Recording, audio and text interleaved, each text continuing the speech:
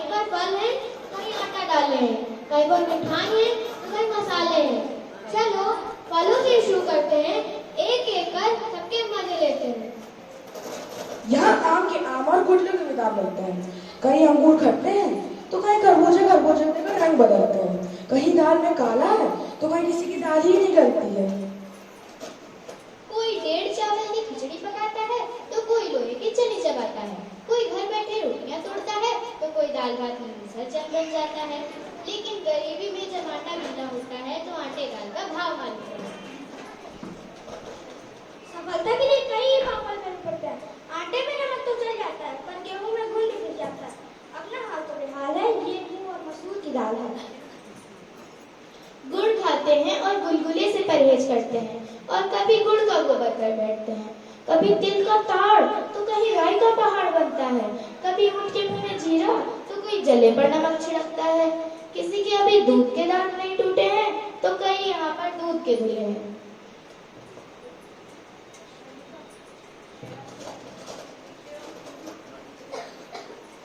शादी तो वो पूरे के लड्डू हैं, जिसने खाए वो भी पछता है और जिसने नहीं खाए वो भी पछता है। पर शादी की बात सुन के सबके मन में लड्डू फूटते हैं, और शादी के बाद किसी किसी के दोनों हाथों में लड्डू फूटते हैं।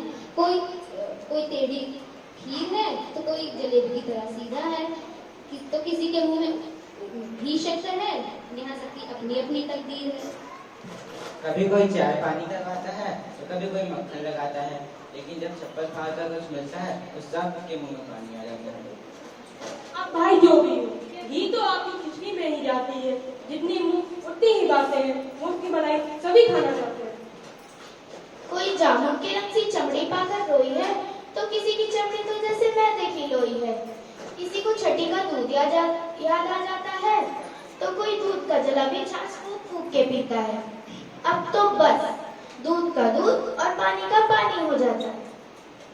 सब अपनी अपनी बीम बजाते हैं, कारखाने में तूती की आवाज कौन सुनाता है। ये सब बहरे हैं, बावरे हैं, ये सब हिंदी के मुहावरे हैं। ये अजब गजब मुहावरे भी बुजुर्गों के अनुभवों की खान है। सच पूछो तो हिंदी भाषा की जान है। धन्यवाद।